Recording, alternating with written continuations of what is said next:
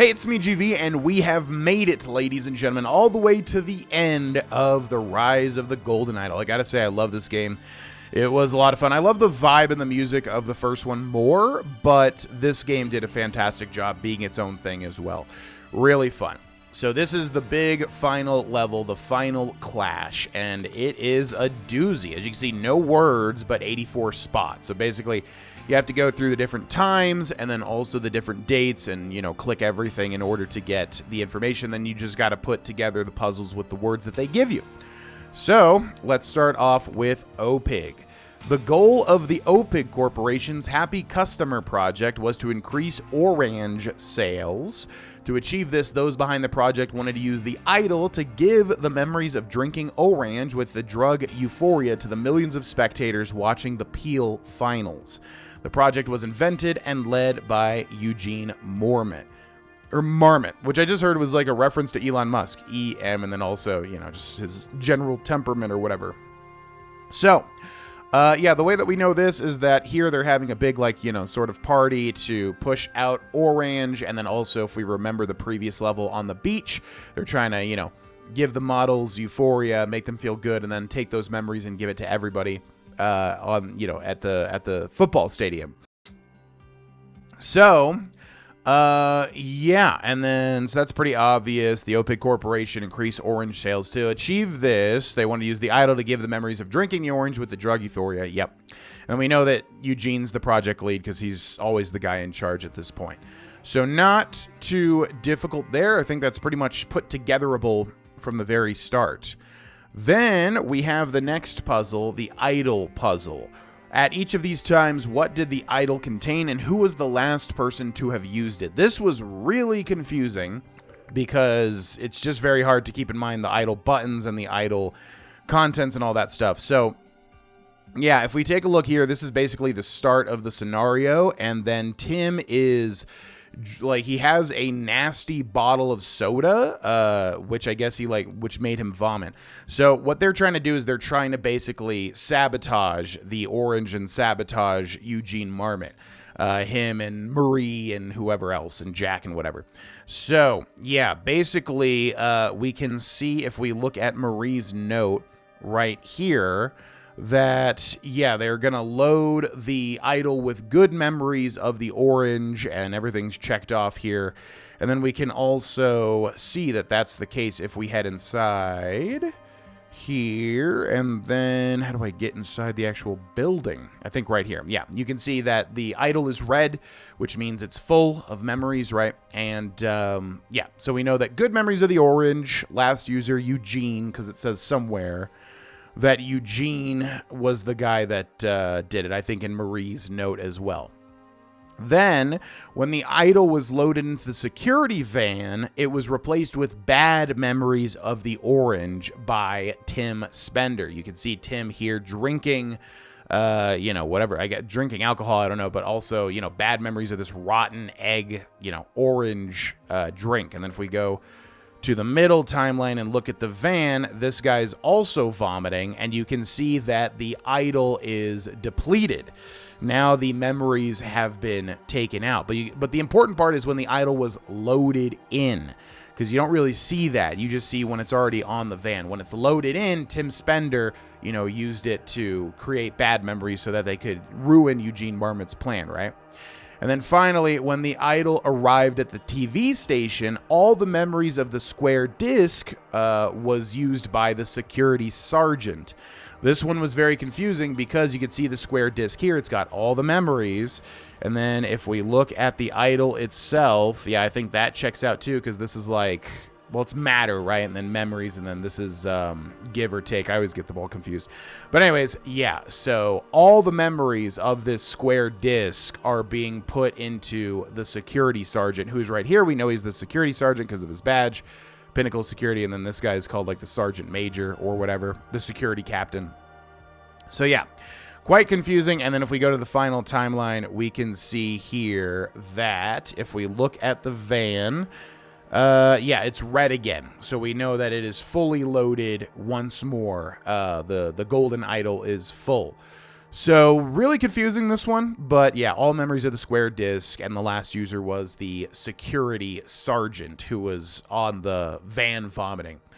Then we go into the curse, which is, and this is over here, I think.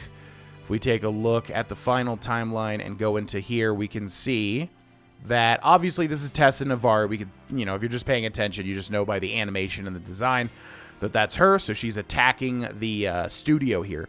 After Tessa Navarre's attack, the security protocol was changed. Consequently, Hunter Wolf, assisted by Luke Brown, ambushed Bruce Myson at the OPIG laboratory. And that, I think, is here. No, that's over here. So yeah, basically, if we read this note here, they're attacking whatever.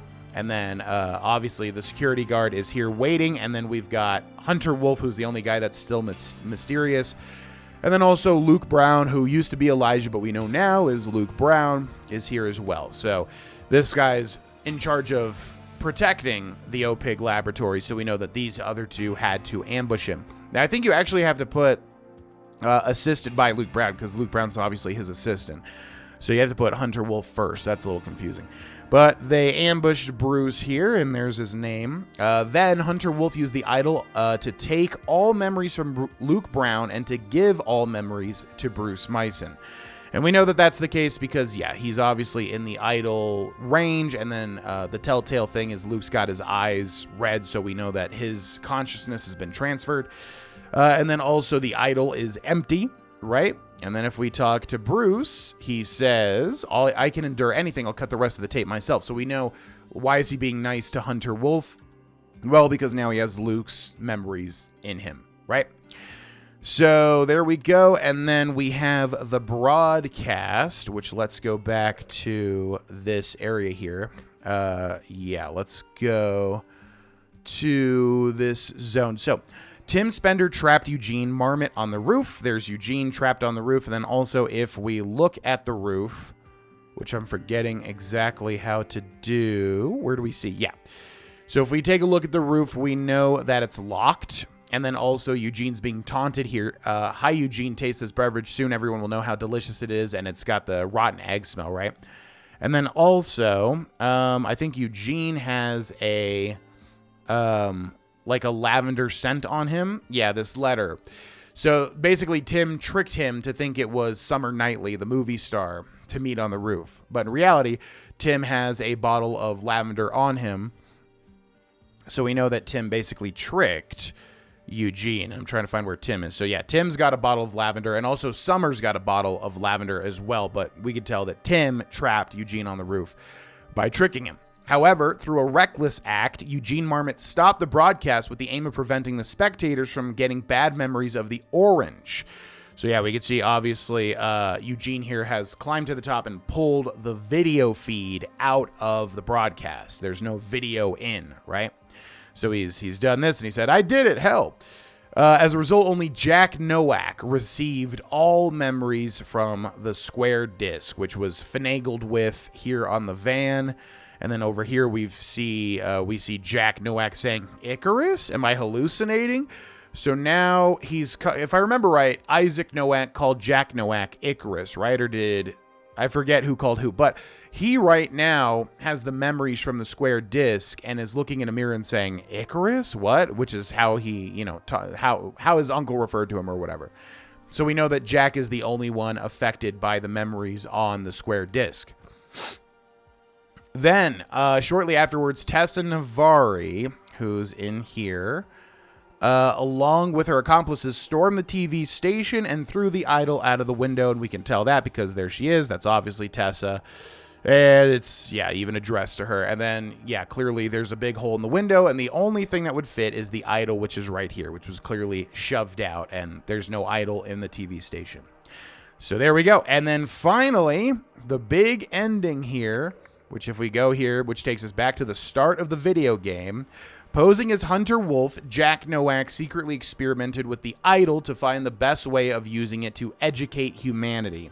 And I kind of figured it was Jack the entire time. Just something told me that. I was like, it seems like it's Jack, because he's very like cool, calm, and collected, but he doesn't seem to have a bigger part in the story. And I just kind of figured. I was like, I don't know. Something told me that it was him. So, yeah, and then if you look in the Steelside warehouse, he wants to enlighten humanity. He wants to make them more educated. So after becoming disillusioned, Jack Nowak decided the only way was to turn everyone into a genius. And we know this because it ties into the first scene with Isaac Nowak, because obviously he was a genius. Obviously he's related to Jack Nowak as well. And so clearly someone was finagling with the Orange campaign and wanted to change everybody. Now, I thought it might have been Echo Secunda wanting to change everybody into warriors, but that didn't really make much sense because, like, why would an ancient Lemurian want to do that, and how would they even know how to do that? Maybe they would. I don't know. But anyways, to fulfill this plan, Jack Nowak tried to use the Happy Customer Project to turn millions of spectators into Isaac Nowak. So he basically wanted to take the memories of his uncle, who was a genius, hijack the Happy Customer Project, and turn everybody into Isaac Nowak. However, because of what happened at the TV station, Jack Nowak was the only person to turn into Isaac Nowak, his own uncle. And that is the big reveal, that Jack Nowak is actually Isaac Nowak, and Jack Nowak is also Hunter Wolf. So there you go, ladies and gentlemen. That's the entire video game. Hopefully I explained a good amount. This game is very hard to explain because there's so many little details and things kind of connecting to each other, and one person could find this slew of details, another person could find this slew of details. So hopefully I did a good job explaining everything that was going on, but feel free to offer up any questions in the comment section below. And also the idle rules. I completely forgot about this. So yeah, basically, we know this already: 1 month, 3 days, 1 day, 1 minute, and all this was a little confusing because I don't think they ever used all for this. We know that this is give, this is take. We know that this is matter in the middle because it's giving and taking matter. And then we know that this is memory and this is heat. And then this one was really confusing, but basically you just have to pay attention to like the Awk comic and all that stuff, where basically the idol is always empty by being blue, and then you're, putting something into it, i.e. this guy's memories. So now it's full, and I don't understand why this guy gets red eyes. His eyes are full? What? I don't know why that happens, but then, then now the idol is full, so then it gets transmitted to other people who have their own thoughts, but now the idol is empty, and they have the original guy's thoughts. The only thing is I don't understand why this is red, but yeah. And then red pips show how much memory is stored on a disk. Disks never deplete. And then when the crystal is red, the idol is full, and then the take command does nothing because it's already full. When the crystal is blue, the idol is empty. To empty the idol, use the give command on either an empty disk or a conscious person. And that's just, how, if you're paying attention throughout the entire game, that's how we know how the idol works, with a ton of hints all over the place. So, yes, indeed, that is the end of the Rise of the Golden Idol, ladies and gentlemen. And then we get a little ending scene here, which I'll let you experience yourself if you beat this. I hope you have enjoyed these guides. I hope I did this game justice. Thanks so much for watching, and I'll see you in whatever we do next. Bye-bye.